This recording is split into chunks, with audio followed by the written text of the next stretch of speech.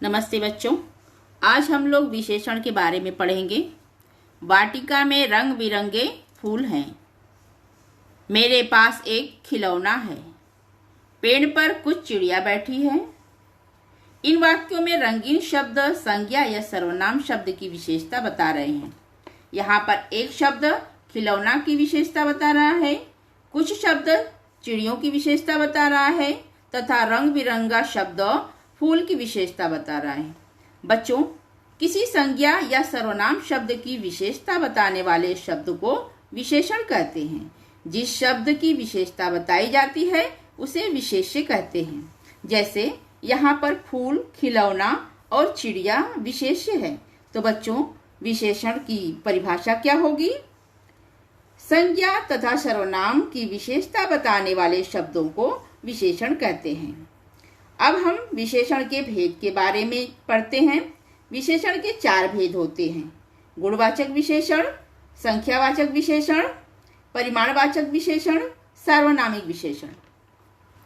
पहला है गुणवाचक विशेषण। जो शब्द किसी संज्ञा तथा सर्वनाम के गुण, दोष, दशा, अवस्था आदि का बोध कराता है उसे गुणवाचक विशेषण कहते हैं। गुण से तात्पर्य है किसी वस्तु, व्यक्ति या स्थान के रंग, रूप, गुण, दोष, अवस्था, आकार आदि को बताना। जैसे काला कौवा, सुंदर मोर। यहाँ पर काला और सुंदर कौवा और मोर के रंग रूप को बता रहे हैं। बच्चों, इसे हम और सरलता से समझते हैं। कुछ गुणवाचक विशेषण इस प्रकार हैं। गुण को बताने वाले शब्द हैं दयालु, परोपकारी, ईमानदारी आदि। दोष को बताने वाले शब्द कठोर, बुरा, कपटी आदि।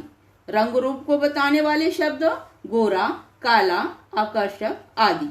आकार को बताने वाले शब्द लंबा, छोटा, पतला आदि। अवस्था को बताने वाले शब्द बूढ़ा, युवा, किशोर आदि। स्वाद को बताने वाले शब्द खट्टा, मीठा, नमकीन आदि। गंध को बताने वाले शब्द खुशबूदार, बदबूदार, गंधहीन आदि। स्पर्श को बताने वाले शब्द सख्त, कठोर, नरम आदि। दूसरा विशेषण देखेंगे, संख्यावाचक विशेषण। जो शब्द संज्ञा तथा सर्वनाम की संख्या संबंधी जानकारी दे उन्हें संख्यावाचक विशेषण कहते हैं। जैसे 4 टमाटर, 2 लड़के। यहाँ पर टमाटर के लिए 4 और लड़के के लिए 2 का प्रयोग किया गया है।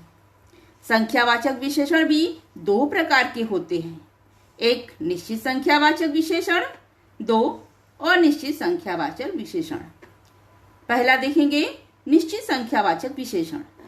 जो शब्द संज्ञा तथा सर्वनाम की निश्चित संख्या का बोध कराते हैं उन्हें निश्चित संख्यावाचक विशेषण कहते हैं।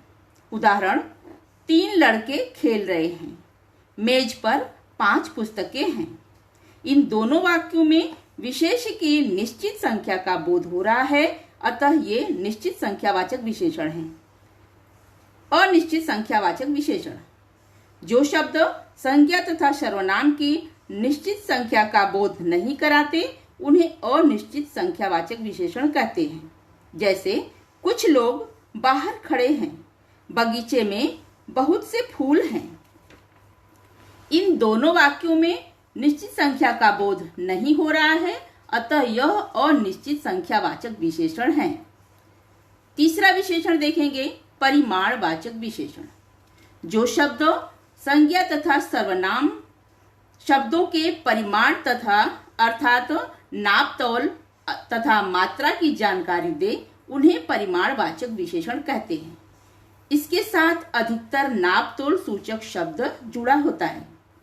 जैसे 1 किलो मटर, 2 किलो आम।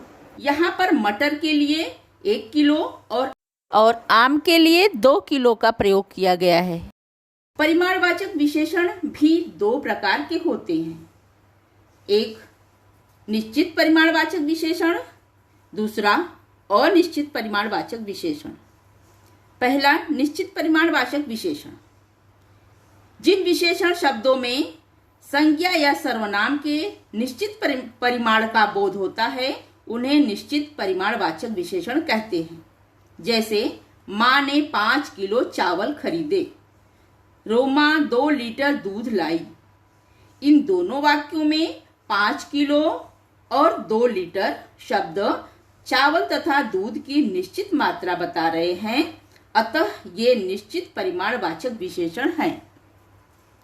अनिश्चित परिमाणवाचक विशेषण, जिन विशेषण शब्दों में संज्ञा या सर्वनाम के निश्चित परिमाण का बोध नहीं होता है उन्हें अनिश्चित परिमाणवाचक विशेषण कहते हैं।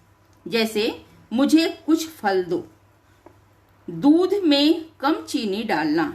इन दोनों वाक्यों में कुछ तथा कम शब्द क्रमशः फल तथा चीनी के निश्चित मात्रा नहीं बता रहे हैं, अतः ये अनिश्चित परिमाणवाचक विशेषण हैं। चौथा भेद है सार्वनामिक विशेषण। जिन सर्वनाम शब्दों का प्रयोग विशेषण की तरह किया जाता है उन्हें सार्वनामिक विशेषण कहते हैं। इन्हें संकेतवाचक विशेषण भी कहते हैं। जैसे पेन उसका है, उसका घर नया है।